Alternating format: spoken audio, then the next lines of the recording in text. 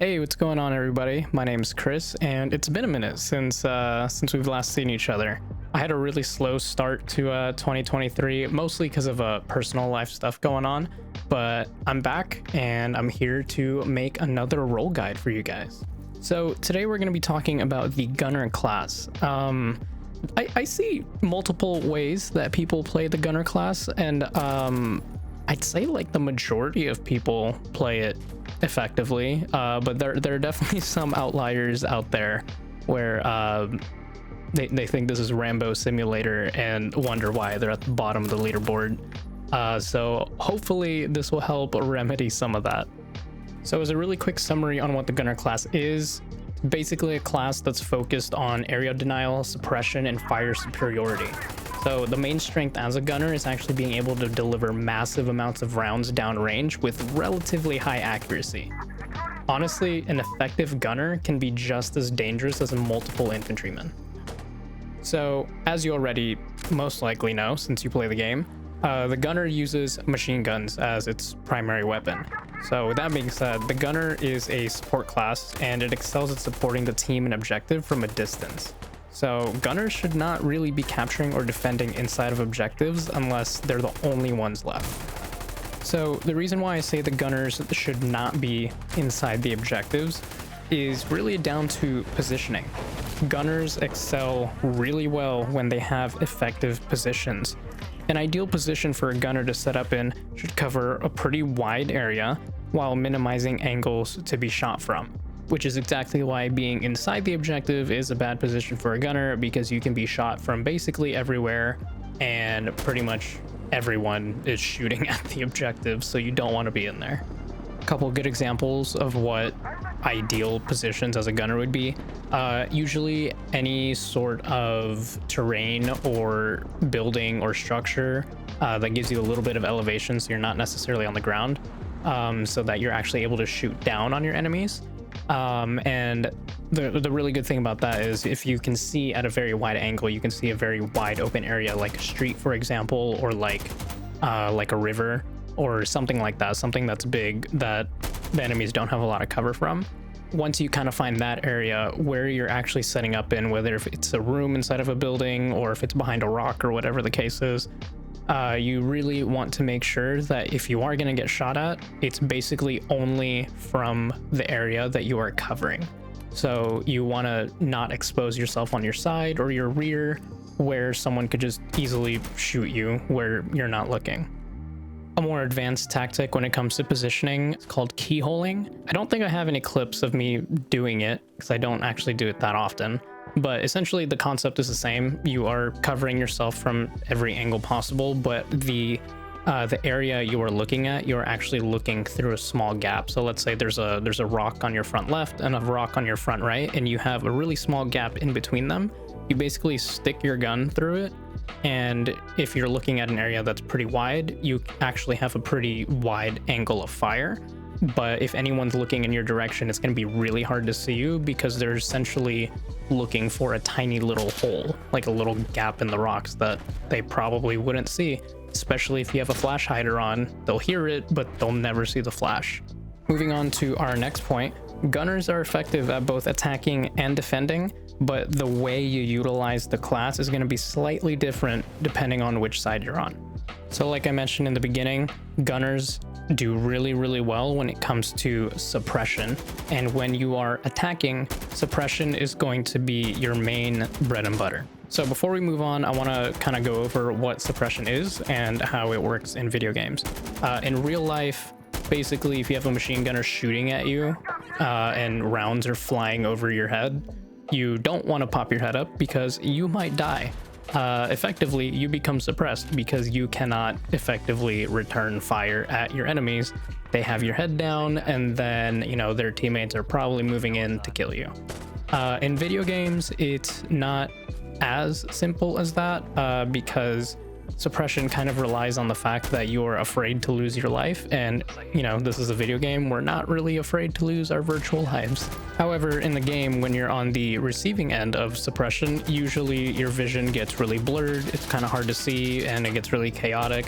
So you're not necessarily afraid to lose your life, but it still becomes really hard to effectively return fire. So in a way, it still does work. So the reason why I wanted to go over that really quickly is because when you're attacking and you're a gunner, suppression is your main thing. Like I said earlier, that means that you're not necessarily going for kills. You are more making sure the enemy doesn't effectively return fire on your guys that are actually trying to move in onto the objective.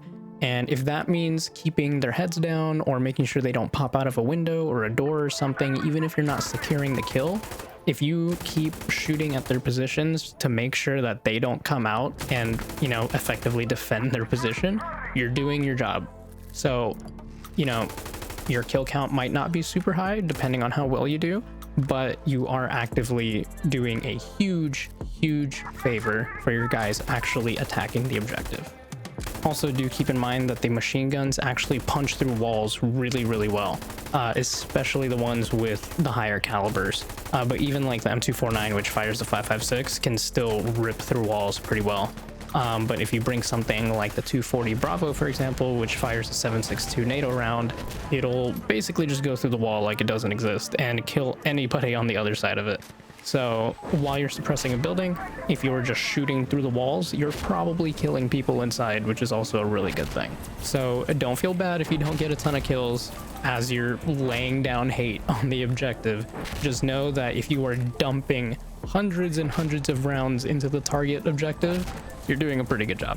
Also, to add on to that, not only is your main job suppression, but if enemies are trying to leave the target area, the objective area, like the room, the building, whatever, it's also your job to make sure that they don't get out. So, you know, if someone shows themselves, you kill them. Now on defense, it's going to be slightly different. On defense, now you are actually going to be kind of more oriented towards getting kills. The reason for that is because on defense, a gunner's main focus is actually locking down enemy movement towards the objective. And in this game and many games like it, locking down an area essentially means killing anybody that comes through. Suppression takes a back seat on defense. Your main objective really is to kill as many people as possible now. So most maps in the game have multiple lanes or paths that attackers can use to get to the objective. The gunner's main focus here is going to be to shut down one or two of them. Any more than that and it becomes a little too hard to manage. There are too many angles to look at. There's too much going on. So really you want to pick a spot that you're kind of familiar with and lock it down. Make sure no one gets through it. However, if you have good map knowledge, or if you can actually just kind of see where the enemies are coming from and going to, you can try to work your way onto a like perpendicular angle to where the enemies are going, so that effectively you can actually lock down multiple lanes if the sight lines allow for it. So for example, I'll show the clip here. I decided to move over to the left side of this valley and look down the riverbed. So essentially my teammates are on the right side of the riverbed, the enemies are on the left. The enemies have to go from left to right across the riverbed to get to the objective and my teammates. But since I'm here, basically whenever they come out onto the riverbed, they die. And whether they choose to go down the middle lane of the map or the right lane of the map, which is closer to me, doesn't really matter. I can see all of it. If they pop up, they die. That's really it for defense. Just keep in mind what we talked about earlier about positioning. You'll be golden. All right, so to do a gunner's job effectively, you're gonna need two things. Well, I guess you need one thing. The other thing is totally up to you, but would highly recommend. That is bipods and magnified optics. If you are a gunner that is not using a bipod, you are doing it wrong. You should probably uninstall. I'm just kidding. You don't need to uninstall. You just need to get better. Emotional damage. Seriously though, the machine guns in this game have really crazy amounts of recoil, and no matter how good you are at recoil control, it's not ever gonna be useful. So use a bipod, put it down over an obstacle, or if you're prone, put it on the ground. Your recoil will basically become zero and it'll be really easy to put rounds where you want it. You know, pair that with a magnified optic and you'll be able to engage your enemies from really far away very accurately. Don't use a foregrip. They're basically useless on the machine gun.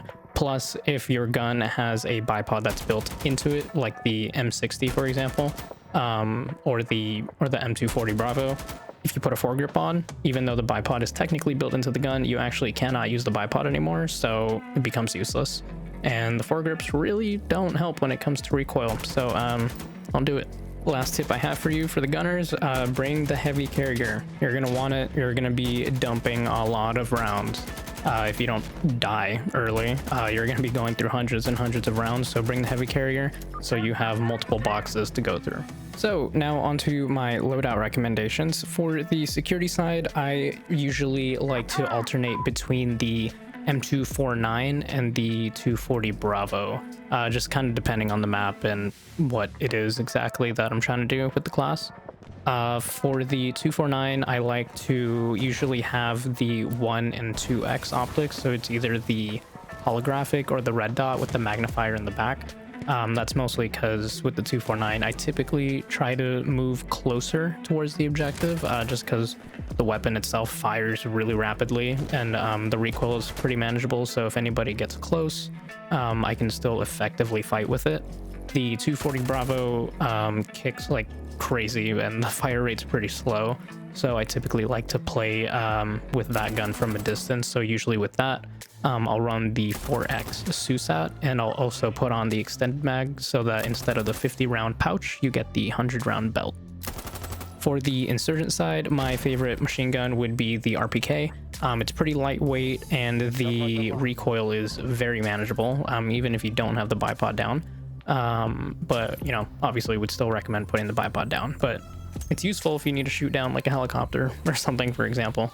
Anyway, the RPK is definitely my favorite one. My second pick would definitely be the PKM. These are kind of the same reasons for the 249 and the 240 Bravo on the security side. The RPK I can get a little closer with, a little more comfortable with fighting in CQB if I have to. The PKM just kicks way too much, so again, it's a heavier round as well. So I'd be fighting from a distance with that. With the RPK, I've recently been using the ACOG with it, so I've actually been liking that a lot more.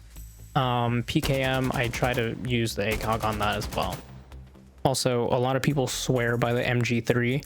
I'm not a huge fan, mostly because it just doesn't really mesh well with how I play the gunner class.